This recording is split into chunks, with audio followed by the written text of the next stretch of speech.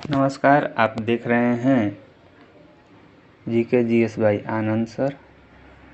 आज मैं आपको ल्यूसेंट का नोट्स बनाना सिखा रहा हूँ।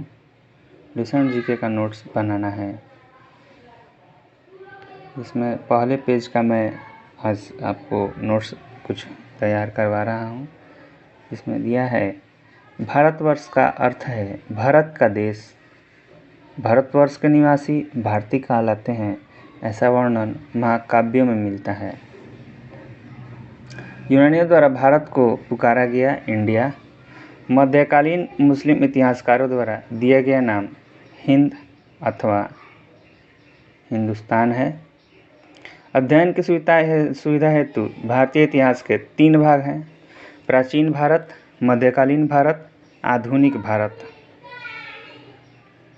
प्राचीन भारत इतिहास के स्रोत धर्म ग्रंथ, ऐतिहासिक ग्रंथ, विदेशियों का विवरण, पुरातत्व संबंधी साक्ष्य। धर्म ग्रंथ से प्राप्त जानकारी: भारत का सर्व प्राचीन ग्रंथ वेद है। वेद के संकलनकर्ता कृष्णद्वैपायन वेद व्यास हैं। वेद का उपदेश वसुधैव कुटुंबकम का होता है। वेद 4 हैं: ऋग्वेद, यजुर्वेद, सामवेद और अथर्ववेद। चारों वेदों को संकलित रूप से संहिता कहा जाता है। अब ऋग्वेद में देखते हैं। ऋचाओं का क्रमबद्ध ज्ञान का संग्रह ऋग्वेद कहलाता है। ऋग्वेद में कुल 10 मंडल हैं। ऋग्वेद में कुल 1028 सूक्त हैं, जिसमें वाल्खील्य पाठ के 11 सूक्त के साथ हैं। 10,462 ऋचाएँ हैं। ऋग्वेद के पाठकर्ता को होत्री कहते हैं। आर्यों के राजनीतिक प्रणाली की जानकारी ऋग्वेद से मिलती है।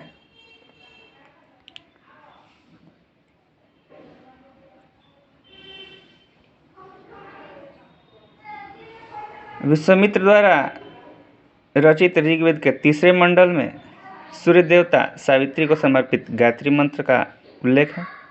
9वें मंडल में देवता सोम का वर्णन है। ऋग्वेद के 8वें मंडल को खील कहा जाता है। ऋग्वेद के 10वें मंडल में चातुर्स्य वर्ण का समाज मिलता है। चातुर्स्य वर्ण समाज का वर्णन मिलता है, जिसमें ब्राह्मण को ब्रह्मा के मुख से, क्षत्रिय को ब्रह्मा के भुजाओं से, वैश्य को ब्रह्मा के जंघाओं से और शूद्र को ब्रह्मा के चरणों से उत्पन्न माना गया है। ऋग्वेद में वामनावतार के 3 पगों के वर्णन का मिलता है। ऋग्वेद में इंद्र के लिए 250 ऋचाएँ, अग्नि के लिए 200 ऋचाएँ हैं। अगला देखते हैं। इसमें ईसा पूर्व एवं ईस्वी में बहुत ही कन्फ्यूज़न होता है, जिसको आज देखते हैं। ईसा मसीह के जन्म से पहले वाले जो भी ईयर साल होते हैं, उनको ईसा पूर्व BC कहते हैं। ईसा मसीह के जन्म के वर्ष से ईस्वी सन एन्नो डोमिनी और ईसा मसीह के जन्म से पहले before the birth of crisis, before Christ, है ना, BC का अर्थ होता है। अर्थात अगर किसी का जन्म ईसा पूर्व, मतलब अगर यहाँ ईसा मसीह का जन्म हुआ तो इनके पहले जो भी जन्म होगा उनके आगे लगेगा ईसा पूर्व, ईसा पूर्व। और इनके जन्म के बाद, है ना, जो भी होंगे उसमें क्या लगेगा, ईस्वी। जन्म के बाद ईस्वी। अगर मान लेते हैं किसी का मृत्यु हो गया इसी में, ईसा पूर्व में, यानी कि ईसा के जन्म के पहले, तो पहले आएगा क्या, पहले आएगा जो मृत्यु वाला दिनांक, यानी कि पहले अगर पीछे चलेंगे तो सबसे पहले, जैसे हम लोग मैथ में पढ़ते हैं -1, -2, -3 ऐसे पढ़ते हैं, तो वैसे ही अगर हम जिस नंबर से जितना ही दूर जाते हैं वो नंबर भले ही बड़ा होता है, लेकिन निगेटिव लग जाने की वजह से वो छोटा हो जाता है। ठीक है, वैसे ही यहाँ भी है। ईसा मसीह के जन्म से नज़दीक जितना ही आएंगे वो क्या होगा, घटते चला जाएगा, है ना। चलिए, यजुर्वेद पाठ के लिए, इसके लिए यजुर्वेद में पाठ के लिए मंत्र तथा बलि, नरबलि, या पशुओं की बलि का नियम का वर्णन मिलता है यजुर्वेद में। यजुर्वेद के पाठकर्ता को अथर्वण कहते हैं।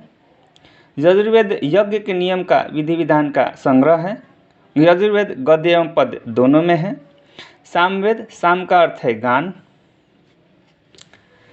सामवेद के पाठकर्ता को उधात्री कहते हैं। सामवेद को भारतीय संगीत का जनक भी कहते हैं।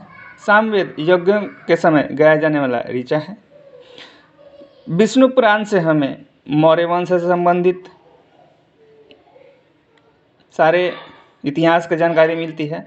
मत्स्य पुराण से आंध्र सातवाहन वंश की इतिहास की जानकारी मिलती है और वायु पुराण से गुप्त वंश के इतिहास की जानकारी मिलती है। अगर अभी तक आपने हमारे चैनल को सब्सक्राइब नहीं किया है तो कृपया सब्सक्राइब करें। धन्यवाद।